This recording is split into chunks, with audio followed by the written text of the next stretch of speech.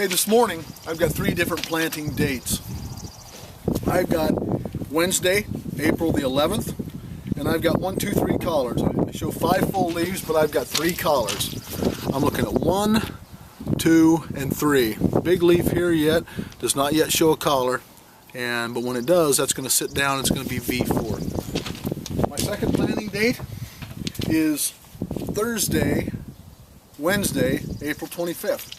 And it's not quite V1. I'm going to call it VE because the largest leaf still does not yet have a collar. And then you see the whorl leaf, you can still see the sheath that covered the plant as it came through the ground. So those are 2 different planting days. So where's my third? I'm going to talk about my third right here. I mean right here. This is May 11th.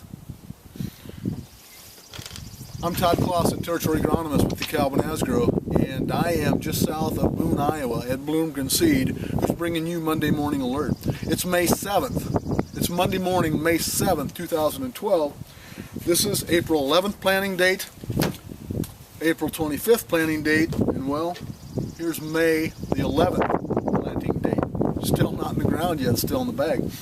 And there's still corn to go in the ground. We're probably 70% planted, 60 to 80% planted in central and north central Iowa, depending on where you're at, which means there's still corn to go in the ground. And I'm getting questions, should I change my maturity? Because we're not getting in today. Right here just south of Boone, had exactly an inch of rain in the last 24 hours, so we're not getting in today. Looks like it might be Wednesday. What if we get another rain? When do I pull the trigger on maturity? Well, I think and I feel, I'm very confident we still have 2 full weeks to stay with your original plan of whatever the maturity, whatever the products that were selected for your farm to be planted there. Okay? Don't consider changing maturity until if we get to the latter part of next week. Let's say Friday, May 18th. If you get to May 18th, now you want to start to consider whether I should change maturity or not. Most of the land-grant university, Purdue, Iowa State University, University of Nebraska, they're all talking about switching between the 20th and the 25th of May. So I've got these 2 planting dates, 20 days apart, okay? Same hybrid, different growth stage. What's going to happen? This one will grow faster. It will be taller because it is competing for sunlight. So it's going to stretch out and it will be taller. Now, they will both put on 20 leaves before they go to tassel because it's a 20 leaf hybrid. But this one will do it at a faster pace. It will do it in less heat units and it will do it in less days.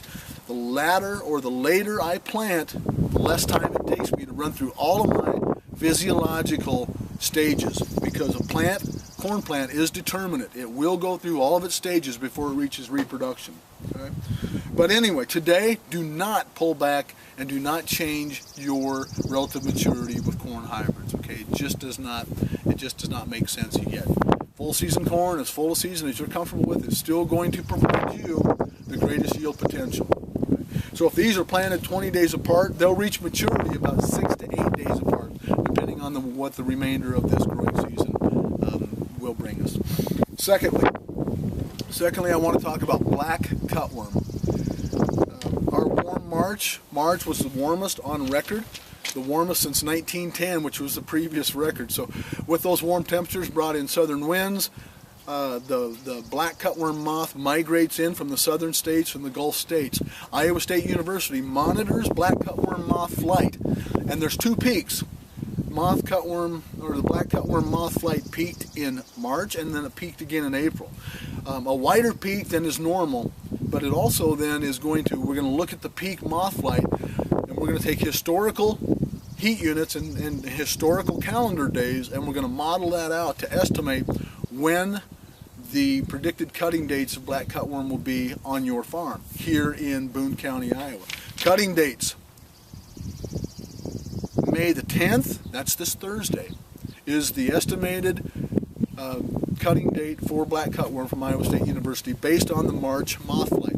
The second cutting date would be May the 18th, which will be a week from this Thursday.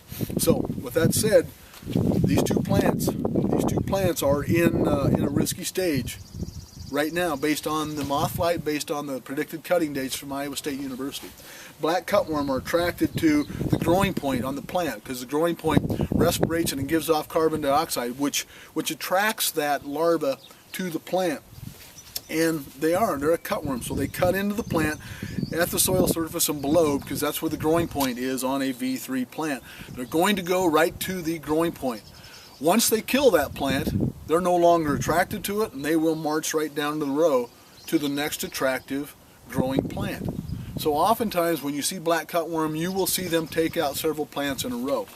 And the threshold, the economic threshold for black cutworm in this part of the world this early in the season is 2 to 3% cut plants. You're going to want to pull the trigger. You're going to want to use an insecticide. And there's a number of insecticide products out here that will work very well on black cutworm. So contact your local agronomist, contact Bloomgren Seed for that recommendation. The areas to look first are the low-lying areas, farms that you have that might be poorly drained or less drained, areas that have heavy weed pressure, especially when you planted and then later planted, because a smaller plant is going to be more susceptible than a larger plant.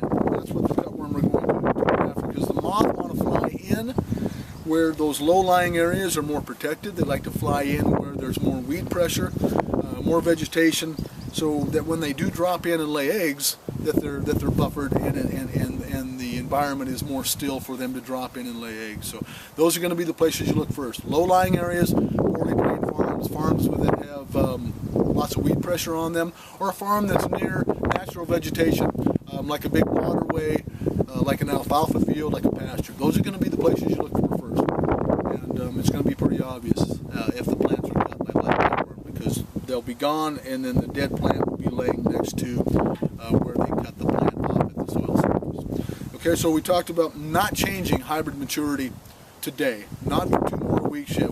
Should you consider changing maturity on corn hybrids, on corn yet to plant? And 2, corn that's already in the ground, and from VE up to V3 stage, V4 stage, you should be a little bit concerned about black cutworm. 2 to 3% cutting today is the economic threshold to pull the trigger. So, hey, I'm Todd Clausen. This is Territory Agronomist with DeKalb and Asgrow for Bloomgren Seed in Boone, Iowa. This is your Monday Morning Alert.